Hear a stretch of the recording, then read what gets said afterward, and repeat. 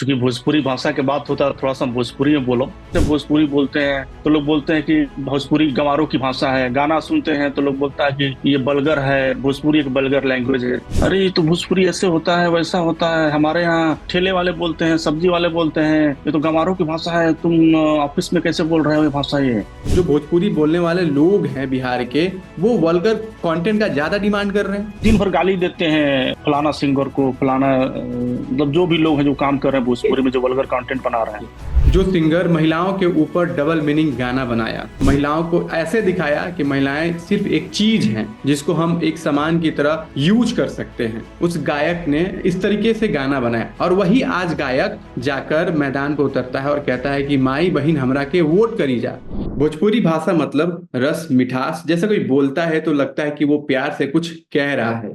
इस भाषा में इतनी सादगी रही कि आज दुनिया के कई देशों में इस भाषा की बोली जाती है, भोजपुरी बोली जाती है। जैसे त्रिनाद, मॉरिशस, नेपाल, कई देश हैं जहां भोजपुरी बोले जाते हैं। अगर वहीं हिंदुस्तान की बात करें तो बिहार के कुछ जिले जैसे कैमूर, बक्सर, गोपालगंज, रोहतास, भोजपुर, पटना, पूर्वी चंपारण और पश्चिमी चंपारण में भोजपुरी बोले जाते हैं। वहीं चले जाते हैं अगर उत्तर प्रदेश में, तो पूर्वांचल का जो इलाका है, आजमगढ़, देवरिया और बलिया और गाजीपुर, बनारस, इस इलाके में भोजपुरी बोली जाती है। भोजपुरी की इतनी जैसे कहें कि भोजपुरी की इतनी रीच हो गई कि आज पूरी दुनिया भर में 12 करोड़ से ज्यादा लोग भोजपुरी बोल रहे हैं। इसमें कोई शक नहीं है कि भोजपुरी फिल्म इंडस्ट्री का योगदान इसमें रहा है, लेकिन समय के साथ भोजपुरी भाषा व्यवसायिक बनाकर रख दिया गया है। इस भाषा का दोहन कर दिया गया है। अब भोजपुरी की पहचान वल्गर भाषा के रूप में होता है। जैसे हम दिल्ली में जाते हैं, मुंबई में जाते हैं, तो लोगों को पता चलता है कि ये भोजपुरी समाज से है या भोजपुरी बोलने वाला है, तो लोगों को लगता है ये अश्लील आदमी होगा। आज इसी मुद्दे पर हम बात करेंगे कि आखिर भोजपुरी भाषा में कैसे अश्लीलता घुसी। Bhojpuri IT cell music company के फाउंडर शैलेंद्र जी हमारे साथ हैं, जो भोजपुरी फिल्म जगत में क्लीन कंटेंट की बात करते हैं, उन पुरानी गीतों को रीमेक करते हैं जो पूरी तरह से क्लीन है। शैलेंद्र जी, बातचीत में आपका बहुत बहुत स्वागत है।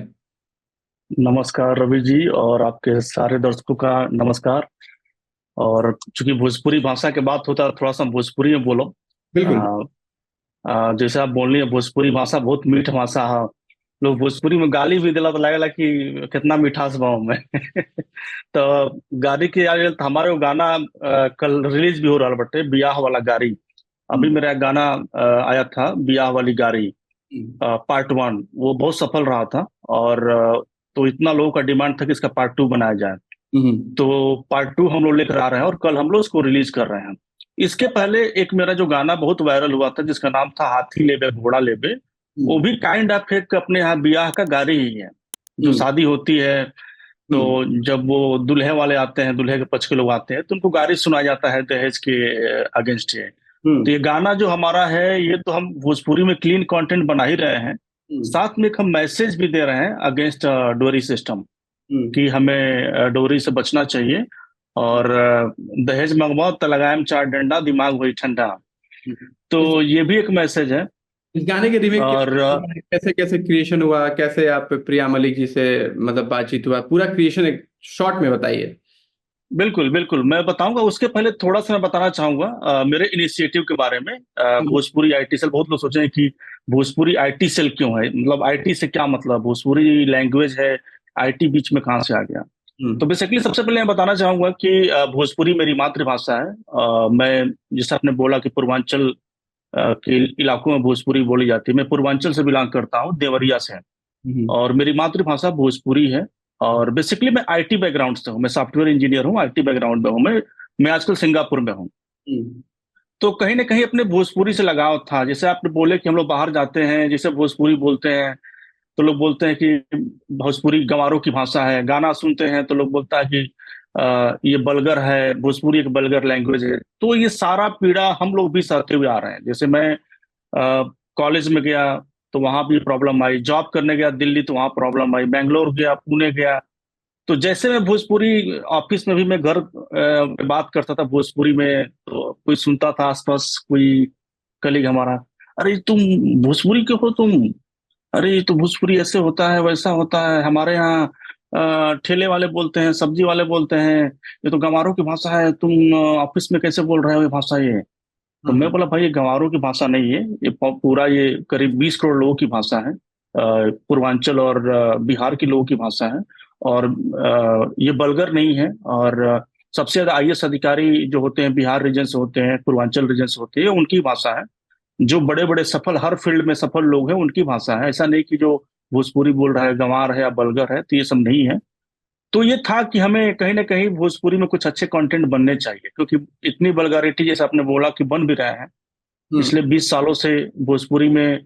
बल्गर कंटेंट ज्यादा आ रहा है। देखिए हर इंडस्ट्री में कंटेंट होते हैं, कुछ ना कुछ बल्गर होते हैं, लेकिन भोजपुरी में देखा जाए तो मैक्सिमम 80%, एक ओवरऑल बोला जाए तो 80% कहने में बुराई नहीं होगी, 80% बल्गर कंटेंट ही आते हैं। और जो जो क्लीन कंटेंट आते हैं वो लोगों तक पहुंच नहीं पाते हैं। तो मैं कहा कि क्यों ना कि इनिशिएटिव लाया जाए जिसमें हम क्लीन कंटेंट बनाएं और इसको आईटी से जोड़ करके, सोशल मीडिया के थ्रू जोड़ करके इसको हम लोगों तक पहुंचाया जाए। क्योंकि आईटी सेल मतलब हो गया भाई कनेक्ट करना लोगों को। जैसे आप देखेंगे हर कंपनी का एक आईटी सेल होता है, पॉलिटिकल पार्टी का आईटी सेल होता है, वो लोगों से कनेक्ट होते हैं सोशल मीडिया के थ्रू। तो मैं कहा क्यों ना एक सोशल मीडिया के थ्रू ही मुहिम चलाया जाए आईटी सेल वाला, और भोजपुरी में कंटेंट बनाया जाए और लोगों तक ये पहुंचे। तो ये मेरा इनिशिएटिव कहीं कहीं ना कहीं ये धीरे धीरे मेरा सफल हो रहा है। लोग अच्छा रिस्पांस भी कर रहे हैं, लोग जुड़ भी रहे हैं। और करीब अप्रोक्सीमेटली करीब 2 लाख हमारे यूट्यूब सब्सक्राइबर हो गए हैं, 1 लाख इंस्टाग्राम पे फॉलोवर हो गए हम लोग के। तो कहीं ना कहीं लोग कनेक्ट हो रहे हैं और जुड़ रहे हैं लोगों से इस मुहिम से। आपने बात किया हाथी लेवल घोड़ा लेवल कैसे स्टार्ट हुआ। चूंकि प्रिया मलिक मिथिला क्षेत्र से हैं, बिहार रीजन से हैं, और बहुत ही अच्छा कंटेंट बनाती हैं। उनका मतलब गानों में अगर भोजपुरी भी गाए मैथिली भी गाए तो थोड़ी सी वल्गैरिटी नहीं होती है। उनका एक गाना बड़ा पॉपुलर हुआ था, आज मिथिला नगर या निहाल बेले करके, बहुत पॉपुलर सॉन्ग है उनका आजकल। तो मेरी बात हुई ऐसे ही प्रिया जी से, और हमने बोला कि प्रिया जी आप बहुत अच्छा गाती हैं और मेरा भी एक इनिशिएटिव है, तो इसमें आप सपोर्ट करिए, मेरे लिए भी गाना गाइए, हम वीडियो अच्छा बनाएंगे। तो तैयार हो गए। तो हमने 2 गाना बनाया। पहला गाना था उनके साथ मेरा, सैया मिले लड़कैया मैं क्या करूं। एक मेरा, आप शायद देखे नहीं होंगे, आप मेरे चैनल पर जाएंगे तो मेरा पहला गाना उन्हीं का था। 9 महीने पहले मैं चैनल स्टार्ट किया तो उन्हीं गाने से स्टार्ट किया था, सैया मिले लड़कैया। तो उसमें भी करीब 2 मिलियन से ज्यादा उसके व्यू आ चुके हैं। और उसके बाद बहुत सारे गाने आए, बहुत अच्छा रिस्पांस मिला। फिर हमने कहा कि सेकंड सॉन्ग भी अब जल्दी करते हैं। तो उन्होंने आइडिया दिया कि कुछ ऐसा गाना लाया जाए जो कि लोगों से कनेक्ट करें, और उसको हम लोग रिक्रिएट करते हैं, हुक लाइन वो रखते हैं, और एक ऐसा गाना बनाया जाए जो कि एक अपने यहाँ बहुत डॉरी सिस्टम भी है, तो उस पर भी एक प्रहार होगा। तो कुछ ऐसा गाना बनाया, तो उन्होंने प्रपोज किया कि ये गाना हम लोग कर सकते हैं। तो मुझे कॉन्सेप्ट बहुत अच्छा लगा और हम लोग इस पर डिस्कस किए, प्लानिंग किए, और फिर हमने डिसाइड किया कि ठीक है इस गाने को करते हैं। तो उन्होंने ऑडियो बनाया, और फिर उसके बाद जब ऑडियो बन गया तो कहा कि ठीक है गाना तो बहुत अच्छा बन गया है, वीडियो भी बनाया जाए। तो हम लोग मुंबई में इस वीडियो को शूट किए, और इसमें फीचर हम लोग किए झांसी की रानी करके सीरियल आता था, उसमें उल्का गुप्ता उसमें झांसी का रानी का रोल प्ले की थी। तो हमने उनको कांटेक्ट किया। वो बोले कि मैं अभी बिहार रीजन से हूँ, लेकिन मैं पहली बार ऐसा देख रहे हैं कोई मुझे कांटेक्ट कर रहा है भोजपुरी के लिए, वो भी क्लीन कंटेंट। मतलब मैं तो सोचा ही नहीं था कि भोजपुरी में क्लीन कंटेंट भी बनते हैं। हमारे घर तो सुना ही नहीं जाता, हम लोग तो भोजपुरी को ऑलमोस्ट धीरे धीरे हम लोग नेग्लेक्ट ही कर रहे थे, लेकिन आपका इनिशिएटिव बहुत अच्छा है। तो वो भी हमारे साथ जुड़ी, वो उसमें एज ए लीड एक्ट्रेस। और उसके बाद हमने कांटेक्ट किया दीपक ठाकुर को, जो बिग बॉस में गए थे, मुजफ्फरपुर से हैं, बिग बॉस 12 में आई थिंक गए थे वो। और तो उनसे भी मैं सोशल मीडिया से कनेक्ट हुआ, और उनको मैं कॉन्सेप्ट बनाया कि मुझे कुछ ऐसा फेस चाहिए जो थोड़ा नोन फेस हो, जिसको लोग जानते हो। तो अगर आप जुड़ेंगे हमारे इनिशिएटिव में एज ए लीड एक्टर तो हमें खुशी होगी। तो वो भी हमारे इनिशिएटिव से इंस्पायर्ड हुए और वो हमें सपोर्ट किए, और फिर वो as a lead actor join किए। फिर हम लोगों ने गाना को शूट किया, और जैसे हम लोगों ने डाला इतना लोगों को पसंद आया, उस पर रील्स बनने लगे। हम लोग सोचे नहीं थे कि इतने रील्स बनेंगे, इतने रील्स बनने लगा था। इतना मेरे मोबाइल में नोटिफिकेशन आने लगा, कमेंट आने लगा, हमको क्या हो गया ये। मैं परेशान हो गया भाई, क्या मतलब हर सेकंड में कुछ ना कुछ कमेंट लाइक आ रहा था। रील्स बन देखते देखते 1 लाख से ज्यादा रील बन गए उस गाने पे। और अभी तक उस पे 60 लाख लोग उस गाने को यूट्यूब पे देख चुके हैं। और करीब ये गाना देखा जाए तो रील के माध्यम से एंटायर यूपी बिहार के जो भी लोग हैं, इंडिया में जो थोड़ा सा भी भोजपुरी को जानते हैं समझते हैं, वो लोग रील के माध्यम से, यूट्यूब के माध्यम से ऑलमोस्ट सब लोग इस गाने को देख चुके हैं या सुन चुके हैं। तो रिस्पांस बहुत अच्छा आ रहा है, और इसका पार्ट 2 भी हम लोग लेकर आ रहे हैं। तो अब क्योंकि इस पे बहुत कमेंट आ रहा था कि पार्ट टू लाइए, पार्ट टू लाइए। तो हम लोगों ने कहा कि नहीं, पार्ट टू भी ला रहे हैं और पार्ट टू हम लोग जल्दी लेकर आ रहे हैं। ठीक है, बोलिए, आप क्वेश्चन कुछ पूछ रहे थे। मैं ये कह रहा था कि जैसे कि एक मार्केट है वल्गरिटी, भोजपुरी का हम्म। बहुत डिमांड, भोजपुरी में बिल्कुल। डिमांड इसलिए भी है कि जैसे सोशल मीडिया पर आपने वीडियो आता है या यूट्यूब पर वीडियो हम्म। आता है और उसमें डबल मीनिंग बातें होती हैं, महिलाओं के ऊपर ऐसी टिप्पणियां होती हैं, और वो गाने 200 मिलियन 300 मिलियन व्यूज जाते हैं। और आपने जैसे बताया कि आपके गाने का 2 मिलियन 3 मिलियन व्यूज आए, ठीक है। तो क्या भोजपुरी समाज, जो भोजपुरी बोलने वाले लोग हैं बिहार के, वो वल्गर कंटेंट का ज्यादा डिमांड कर रहे हैं? नहीं, देखिए, ऐसा कुछ नहीं है। मेन चीज देखिए क्या होता है, एक सबसे बड़ी प्रॉब्लम ये अपने यहाँ ना, कि लोग भोजपुरी का आंदोलन चलाते हैं। बहुत लोग फेसबुक पे पेज भी बनाते हैं, भोजपुरी बचाओ आंदोलन, ये फलाना फिर मुहिम, फलाना ये मुहिम, ये पेज वो पेज। फेसबुक पे आप देखेंगे ना तो बहुत अश्लीलता के खिलाफ ना कम से कम 100 पेज मिल जाएंगे आपको फेसबुक पे। हम्म। लेकिन क्या करते हैं फेसबुक पे, लोग दिन भर गाली देते हैं फलाना सिंगर को, फलाना मतलब जो भी लोग हैं जो काम कर रहे हैं भोजपुरी में, जो वल्गर कंटेंट बना रहे हैं, तो उनको लोग गालियां देते हैं उस पे, ये बोलते हैं कि ये गाली फलाना आदमी गंदगी फैला दिया, ये वो गंदगी फैला। तो मैं बोले यार, गंदगी को गाली देने से साफ नहीं होगा। हम्म। अगर आपको वल्गर है तो लोगों को कुछ सब्स्टिट्यूट देना पड़ेगा ना, हम्म। कंटेंट में बनाना पड़ेगा। अगर हमारा ऑडियंस यूपी बिहार के लोग भोजपुरी लवर हैं, भोजपुरी सुनना चाहते हैं, बिल्कुल। उनके पास सुनने के लिए कंटेंट ही नहीं है। हम्म। आपको कंटेंट देंगे तभी खाएंगे ना, वो सुनेंगे। जैसे आप मान लीजिए अब दाल भात परोस रहे हैं, हम्म। तो भाई भूख लगी तो हम दाल भात तो खाएंगे ही। हम पूरी सब्जी खिलाएंगे तो अब इसलिए लोग पूरी सब्जी खाएंगे। इसका मतलब ये नहीं कि पूरी सब्जी नहीं खाना चाहता है, कोई पनीर नहीं खाना चाहता। वो हम्म। चाहते हैं आप खिलाइए, तो सबको अच्छा लगता है पनीर खाना, पूरी सब्जी खाना। सबको पसंद है कि भोजपुरी में अच्छे कंटेंट बने, साफ सुथरा कंटेंट बने, जो हम अपनी फैमिली के साथ बैठ के सुन सकें, देख सकें। हम लोग भी प्राउडली इसको शेयर कर सकें।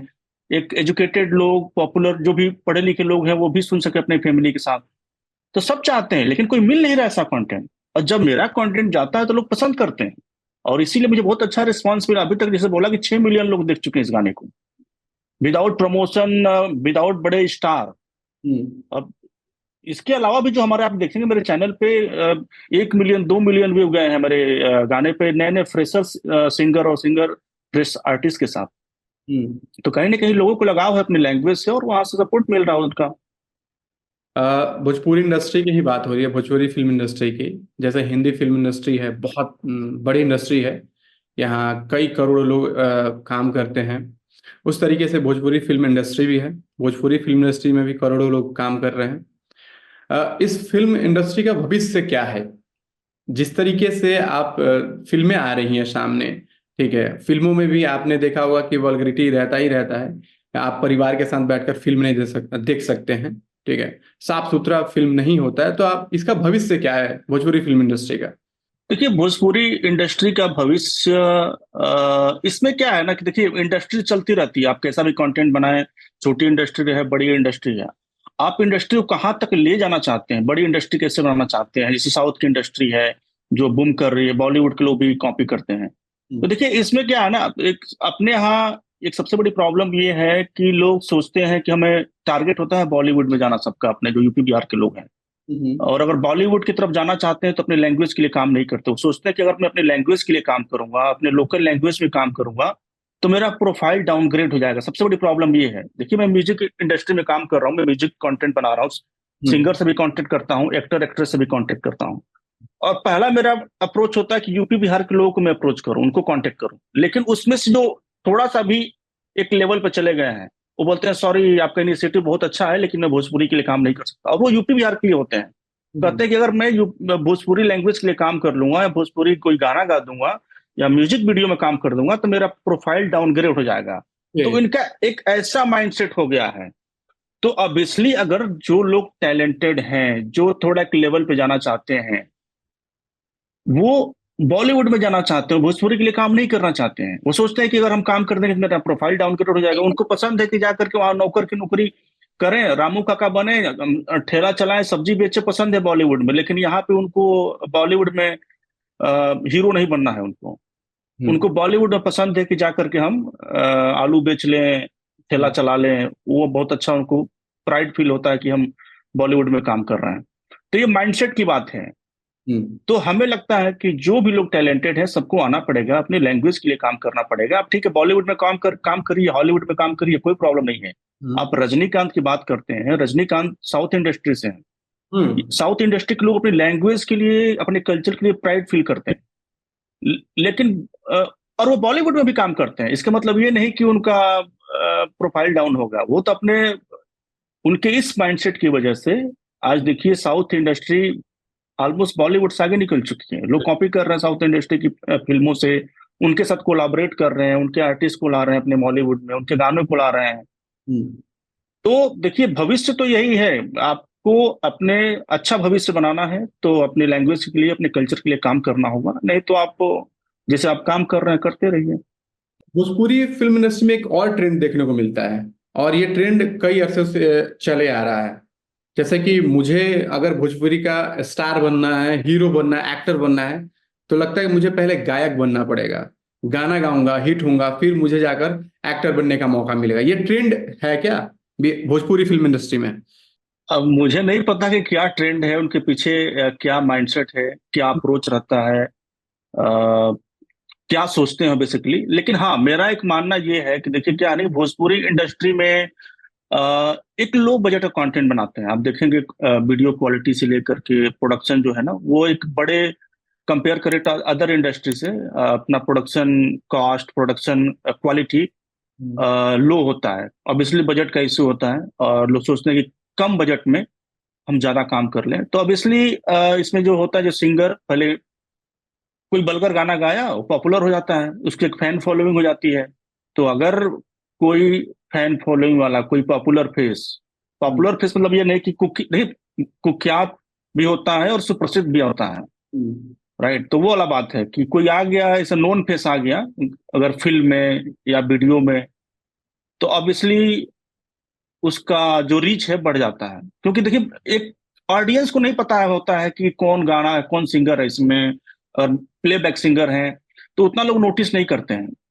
जो पर्दे पे आता है, जो दिखता है वीडियो में ना, वो सोचते हैं कि हाँ अरे यार उसी गाना है। अगर बॉलीवुड के आप गाने देखते हैं, सुनते हैं, फिल्में देखने जाते हैं, तो उसमें आपको नहीं पता होता है कौन सिंगर, उतना हम नोटिस भी नहीं करते। सब लोग नोटिस नहीं करते हैं, 90% लोग नोटिस नहीं करते हैं कौन सिंगर है। उनको एंजॉय करना होता है, वीडियो देखना होता है, फिल्म देखना होता है। उनको ये नहीं पता कि डायरेक्टर कौन है, प्रोड्यूसर कौन है, राइटर कौन है या सिंगर कौन है, उतना ज्यादा फर्क नहीं पड़ता। तो कहीं ना कहीं उस पॉपुलैरिटी का जो फिल्म मेकर्स हैं फायदा उठाते हैं, और एक डील हो जाता है उनका कि आप सिंगर भी रहो इसमें और एक्टर भी रहो, तो हम लोग कम बजट में एक अच्छा कर पाएंगे। तो मुझे लगता है कि ये अप्रोच होता होगा उनका, अब नहीं पता कि एग्जैक्टली क्या है, बट मेरा मानना है कि ऐसा अप्रोच है उनका। भोजपुरी एल्बम जिस तरीके से आ रहे हैं धड़ल्ले से, आपने देखा होगा इतने फुहर फुहर एल्बम आते हैं जो कि हम नहीं चला सकते हैं। कोई भी मतलब कि नहीं बजा सकता अपने परिवार के साथ बैठकर। क्या भोजपुरी फिल्म जो एल्बम है, क्या उनका कोई सेंसर बोर्ड नहीं है? आई थिंक भोजपुरी में कोई सेंसर बोर्ड नहीं है, जबकि होना चाहिए। अ, हम लोग देखिए कितना भी हम कुछ काम कर लें या हम लोगों को अब्यूज देते हैं कि नहीं ये फलाना आदमी खराब कर रहा है, खराब बना रहा है, गवर्नमेंट को सीरियस होना पड़ेगा इसमें। गवर्नमेंट को सीरियस होना पड़ेगा कि अपने लैंग्वेज को हम लोग कैसे फिल्टर करें, कंटेंट को कैसे फिल्टर करें। ये गवर्नमेंट की भी जिम्मेदारी है, ऐसा नहीं कि भाई कुछ भी बना कर डाल दो और लोग देख लें, एंजॉय कर लें। हम्म। भाई हमारे यहाँ जो गवर्नमेंट है उसको भी इनिशिएटिव लेना पड़ेगा अपने लैंग्वेज और कल्चर के लिए, अपने लैंग्वेज को कैसे प्रमोट करें, अपने लैंग्वेज में कैसे अच्छे कंटेंट बनाएं। गवर्नमेंट को सपोर्ट करना पड़ेगा। आपने बोला सेंसर बोर्ड की, तो ऑब्वियसली होना चाहिए सेंसर बोर्ड, कि हमें एक रिव्यू होना चाहिए कि भाई किस टाइप का कंटेंट आ रहे हैं, किस टाइप का कंटेंट नहीं आ रहे हैं। ये बिल्कुल होना चाहिए। और सबसे बड़ी बात यह है कि मुझे लगता है गवर्नमेंट का माइंडसेट इसमें उतना भोजपुरी के लिए है नहीं। आज देखिए, आज संसद भवन की बात करें, ऑलमोस्ट 80 से 100 सांसद हैं जो यूपी बिहार के हैं, बिल्कुल। भोजपुरी एरिया से बिलोंग करते हैं। राइट, हम्म। भोजपुरी अवधी मिथिला रीजन से करीब 100 सांसद हैं। इसमें अगर सांसद चाहे तो भोजपुरी को एक 8वीं अनुसूची में शामिल करा सकते हैं, लेकिन किसी ने भी ऐसा अप्रोच नहीं दिखाया कि कलेक्टिव हम लोग एफर्ट डालें कि अपने लैंग्वेज को सम्मान मिले। दिनेश लाल यादव जी ने एफर्ट्स लगाया था, संसद भवन में कुछ कहा था, लेकिन वो ही ठंडे बस्ते में चला गया। वही वही बोल रहा, आप एक कभी आप बोल दिए, कभी हम बोल दिए, कभी वो बोल दिए, तो उससे नहीं होगा। आपको एक कलेक्टिव एफर्ट डालना पड़ेगा, एक सामूहिक प्रयास करना पड़ेगा, तभी आप कुछ कर पाएंगे। क्योंकि छोटा मोटा इशू नहीं है, बड़ा इशू है ये। तो आप सबको इकट्ठा होना पड़ेगा और अपनी आवाज को उठाना पड़ेगा अच्छे काज के लिए, और तभी ये सब पॉसिबल होगा। तो देखिए, मेन चीज है कि अब आजकल देखिए, जिनके ऊपर आरोप लगता है कि भाई जो वल्गर कंटेंट बनाते हैं वही नेता ही बन जाते हैं। तो अब इनसे अब ज्यादा क्या उम्मीद करेंगे आप? उसी पर आ रहे हैं हम। जैसे कल एक मैंने वीडियोस देखा, उस वीडियो में, वीडियो जो था पॉलिटिकली था, भोजपुरी में ही था। उसमें गाना था कि मैं नाम ले रहा हूँ क्योंकि गाने में नाम लिया गया है कि हम हैं लालू यादव के शिष्य, समथिंग ऐसा ही कुछ था। और दोनों दहाड़ दे मिस, ठीक है। हम्म। साथ में एक लड़का लड़की होता है, और वो बिकनी पहनी होती है महिला, और जो बिकनी पहनी होती है उस पे एक साइड में नीतीश कुमार का फोटो होता है, दूसरी तरफ से प्रधानमंत्री मोदी का फोटो होता है, ठीक है। और ये गाने का बोल है कि हम ही लालू के शिष्य, खिस बरी तो दोनों दे हम तहार मिस, ठीक है। अब इस गाने से क्या मैसेज जाएगा समाज में, मतलब मैंने देखा तो हैरान हो गया। तो मतलब इस तरीके के क्या कंटेंट पर पुलिस को एक्शन नहीं लेना चाहिए? बिल्कुल लेना चाहिए। जैसे अभी भी देखिए, आप कुछ भी आप पोस्ट करते हैं गवर्नमेंट के अगेंस्ट, आप कुछ पोस्ट करिए तुरंत कार्रवाई शुरू होने जाती है, होने लगती है। कुछ आप पोस्ट कर दीजिए, पुलिस इंक्वायरी हो जाती है, लोग का अरेस्ट अरेस्ट भी हो जाता है। लेकिन इस टाइप के कंटेंट में नहीं होता, क्योंकि गवर्नमेंट ने कुछ ऐसा माइंडसेट नहीं है, कुछ सेंसर बोर्ड नहीं है, कोई देखने वाला नहीं है कि भोजपुरी लैंग्वेज के लिए क्या चल रहा है। तो होना चाहिए, क्यों नहीं करो, कुछ कानून तो बनना चाहिए ना लैंग्वेज के लिए भी कि इस टाइप का कंटेंट नहीं बनना चाहिए। ये सब चीजें तो फिल्टर होना ही चाहिए। रही कंटेंट की, तो भाई कुछ भी आप लोग डाल दे रहे हैं तभी तो इतनी। अब ऐसे कंटेंट को देखिए, प्रमोशन की भी जरूरत नहीं पड़ी, अपने आप वायरल हो जाए। बिल्कुल। आप नहीं चाहते हुए भी देख लेंगे, आप भले आप कहीं सबके सामने नहीं देखेंगे, लेकिन देख लेंगे। हम लोग भी देख लेते हैं, इस तरह सामने कुछ कंटेंट आ जाता है तो अब देखना पड़ता है भाई, कुछ सामने आ गया मोबाइल, भाई क्या है एग्जैक्टली है। भले आप उसको शेयर नहीं करेंगे, कमेंट नहीं करेंगे, लेकिन सामने आ गया, स्क्रॉल कर रहे हैं तो आपको देखना ही पड़ेगा। और उसको कई बार लोग देखते हैं, इसलिए तो इनका 100 100 मिलियन 200 मिलियन जाता है व्यू। कहाँ से व्यू जाता है भाई? हमारे यहाँ 100 मिलियन 200 लोग ही हैं, और 600 मिलियन व्यू कहाँ से जाते हैं इनके? अगर भोजपुरी भाषी की बात करें, अगर लोग की बात करें, पॉपुलेशन की बात करें, तो 200 मिलियन है, राइट, 20 करोड़। और जबकि इनके व्यू आता है 40 करोड़, कहाँ से आ रहा है वो? हम्म। कंटेंट तो इस टाइप के बना रहे हैं ना कि जो 4 4 बार लोग देख रहे हैं, 5 5 बार देख रहे हैं, 10 10 बार देख रहे हैं ना। उनको तो बिजनेस कर रहे हैं, तो ये पूरा ओवरऑल तो इसका बिजनेस हो गया है।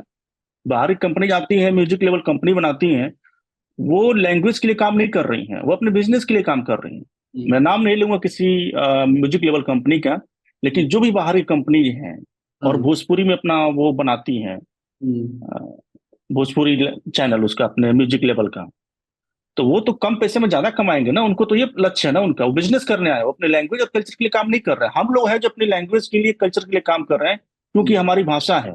कोई बड़ी म्यूजिक लेवल कंपनी आ रही है, उनका भाषा नहीं है, वो बिजनेस करने आए हैं आपके यहाँ। जैसे आप कह रहे थे कि अभी वोट मांगने की बात कर रहे थे, मैं हैरान हूं कि अभी लोकसभा का चुनाव चल रहा है, कुछ भोजपुरी फिल्म इंडस्ट्री से लोग मैदान में भी हैं, सांसद का चुनाव लड़ रहे हैं।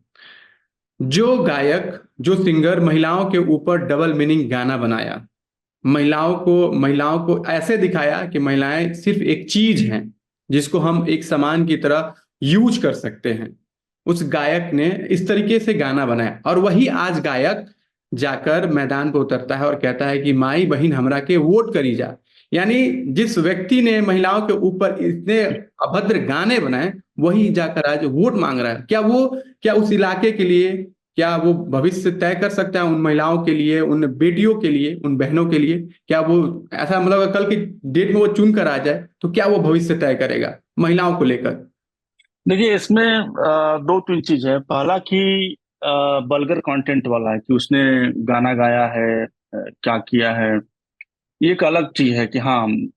और हमने इसके पहले बात भी किया था कि फिल्मों में जो सिंगर है उन्हीं को ले लिया जाता है। कहीं ना कहीं एक पॉपुलैरिटी वाला है, एक पार्टी कोई टिकट इनको देती है, क्योंकि इनकी एक फैन फॉलोइंग बन जाती है। आप देखिए, कुख्यात हो या आप सुप्रसिद्ध हो, आपका फैन फॉलोइंग होगा, आपका गैंग तो होगा ही। अगर आप गुंडे बवालियां हैं तब भी आपके लोग हैं, साम्राज्य है अपना। और आप अच्छा काम करेंगे तब भी साम्राज्य है। आजकल पॉलिटिक्स में क्या हो गया है, वोट बैंक की राजनीति हो गई है।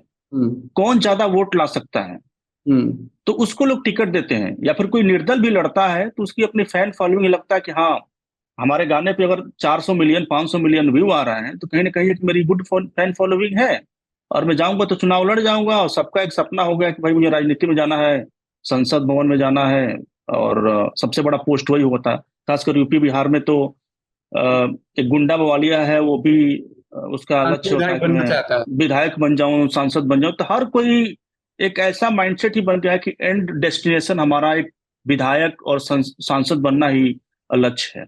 तो लोग अप्रोच कर रहे हैं ऐसा, और इसमें कोई आप सरप्राइज नहीं होंगे, लोग जीत भी जाएंगे। राइट। तो आप जीत कर चल जाएंगे तो क्या महिलाओं के लिए क्या करेंगे वो, जो महिलाओं के लोग अभी लोग क्या कर रहे हैं, जो अभी गए हैं वो क्या कर रहे हैं महिलाओं के लिए? तो सेम जो जैसा है वही होगा, लोग जीतेंगे। और उसके बाद क्या करेंगे आप देखिए, हमने बोला कि भोजपुरी को 8वीं अनुसूची में लाने के लिए कितना आंदोलन होता रहता है, लोग फेसबुक पेज बना के आंदोलन करते रहते हैं, लेकिन हमारे सांसद तो आवाज नहीं उठाते हैं। अगर सांसद आवाज उठाते, 100 सांसद की आवाज बहुत भारी होती है, बहुत बड़ी होती है। तो 8वीं अनुसूची में तो शामिल हो नहीं पाया भोजपुरी। अब महिला कल्याण और पुरुष कल्याण का क्या करेंगे लोग, तो वो नहीं पता हमें। ये कह सकते हैं सिर्फ पर्सनल अपना सेल्फ गोल है कि मुझे सांसद बनना है। देखिए सबका जैसे बोला ना, इसमें हम किसी का पर्सनल नहीं कि फलाना आदमी है कर रहा है, ये अच्छा है वो बुरा है। आजकल यूपी बिहार में सबका वही टारगेट हो गया कि भाई अपने संसद भवन पहुंचना, आप अच्छे आदमी हो चाहे खराब आदमी हो, प्रसिद्ध हो चाहे कुख्यात हो, बल्गर गाना गाते हैं नॉन बल्गर गाना गाते हैं, वो सबको संसद भवन ही पहुंचना है टारगेट हो गया है आजकल। माहौल ही ऐसा क्रिएट हो गया है कि जो संसद भवन में पहुंचेगा वही सबसे बड़ा दबंग कहलाएगा। और दबंग की भी लड़ाई चलती रहती है ना अपने भोजपुरी इंडस्ट्री में, कि हम दबंग हैं तो वो फलानवा स्टार है, तो वो जुबली स्टार है, वो गोल्ड स्टार है, वो डायमंड स्टार है, इसकी लड़ाई भी चलती रहती है, मैं देखता रहता हूँ। ये आखिरी सवाल है शैलेंद्र जी, आप भोजपुरी में क्लीन कंटेंट की बात कर रहे हैं, आप चाहते हैं कि क्लीन कंटेंट बनाएं, लेकिन आपको कहीं डर नहीं कि जब आपका मार्केट एस्टैब्लिश हो जाएगा क्लीन कंटेंट का, तो जो वल्गर बना रहे हैं उनके सुनने वाले नहीं रहेंगे, तो आप पर वो तो कभी हमला भी कर सकते हैं कि मेरा मार्केट। देखिए हमारा तो इनिशिएटिव है कि भोजपुरी में अच्छे कंटेंट बने और सब लोग बनाएं। और मैं देख रहा हूं कि बहुत लोग हमारे कॉन्सेप्ट को कॉपी भी कर रहे हैं और मुझे खुशी हो रही है। मेरा इनिशिएटिव यही है, हम लोग कंपटीशन नहीं है, हम लोग कंपटीशन कर नहीं है मार्केट में कि कौन किसका कंटेंट ज्यादा आ गया, किसका कम व्यू आ गया। हम लोग का इनिशिएटिव है कि भोजपुरी में क्लीन कंटेंट बने, और जैसा कंटेंट हम लोग बना रहे हैं वो लोग भी इसका फॉलो करें इसको। और हमें सुनने में आ रहा है कि बहुत लोग अच्छी अच्छी जो लेवल कंपनी भी हैं वो भी हमारे कॉन्सेप्ट को कॉपी कर रही हैं। तो कहीं ना कहीं ये हम लोग की एक बहुत बड़ी सफलता है कि लोग हमारे कॉन्सेप्ट को कॉपी कर रहे हैं, हमारे जैसे कंटेंट बना रहे हैं। मेरे पास बहुत लोग का मैसेज आता है, कॉल आता है कि हम लोग भी आपकी तरह कंटेंट बनाना चाहते हैं, सपोर्ट कर सकते हैं। कि मैं बोला हाँ बिल्कुल हम सपोर्ट करेंगे, अगर आप क्लीन कंटेंट बनाना चाहते हैं तो। बड़े बड़े म्यूजिक लेवल कंपनी भी हमें कांटेक्ट करती हैं कि हमें इस टाइप का कंटेंट बनाना है। मैं बोला हमारे एंड से जो भी सपोर्ट चाहिए हम हैं। और जब खुद वो जिसके ऊपर आरोप लगता है कि बल्गर कंटेंट बना रहे हैं, और बल्गर कंटेंट बनाने वाले भी अच्छे कंटेंट बनाने लगे, तो उसमें डर लगने वाली कोई बात ही नहीं है। सब लोग अच्छा बनेंगे, सब लोग अपने लैंग्वेज के लिए काम करेंगे, इंडस्ट्री आगे बढ़ेगी। हमारा तो एंड टाइम मतलब गोल तो यही है ना कि मतलब कि आप लोगों को पूरी में सुधार अच्छे देंगे, कंटेंट। मतलब आप लोगों को, सॉरी, मतलब आप लोगों को सुधार देंगे। सुधारना मतलब हमारे एंड में नहीं है, हम एक छोटा सा प्रयास कर रहे हैं। हम कौन होते हैं किसी को सुधारने वाले? हम तो चाहते हैं कि भाई एक छोटा सा प्रयास है, और इसको धीरे धीरे इस प्रयास को आगे बढ़ाया जाए। आप जैसे लोग जुड़ेंगे धीरे धीरे, और भी लोग जुड़ेंगे, तो कहीं ना कहीं हमें सफलता मिलेगी। और ज्यादा से ज्यादा कंटेंट भोजपुरी में अच्छे कंटेंट बनेंगे। हम लोग के फाइनल डेस्टिनेशन तो हम लोग यही चाहते हैं कि भोजपुरी में अच्छे कंटेंट बने। क्योंकि देखिए मेरा बैकग्राउंड तो है नहीं, म्यूजिक बैकग्राउंड है नहीं, फिल्म बैकग्राउंड है नहीं, मैं तो बस अपने लैंग्वेज के लिए आया हूँ कि अपनी लैंग्वेज में अच्छे काम हो। और सब लोग करेंगे तो बहुत अच्छी बात है, और होने भी लगा है ये बात। लोग प्रयास कर रहे हैं अपने एंड से अच्छा कंटेंट बनाने के लिए। चलिए शैलेंद्र जी, आपसे बात करके बहुत अच्छा लगा, और आगे भी आप भोजपुरी को लेकर ऐसे ही काम करते रहिए। और जो आज 12-13 करोड़ लोग बोल रहे हैं भोजपुरी में, ऐसे ऐसे क्लीन कंटेंट लाइए कि वल्गर की जगह ना रहे। और जो सिंगर वल्गर कंटेंट बना रहे हैं उन्हें मजबूरन प्योर कंटेंट बनाना पड़े, क्लीन कंटेंट बनाना पड़े। आपको बहुत बहुत बहुत सारी शुभकामनाएं भविष्य के लिए। धन्यवाद। थैंक यू रवि भाई, जल्दी मिलते हैं फिर कभी।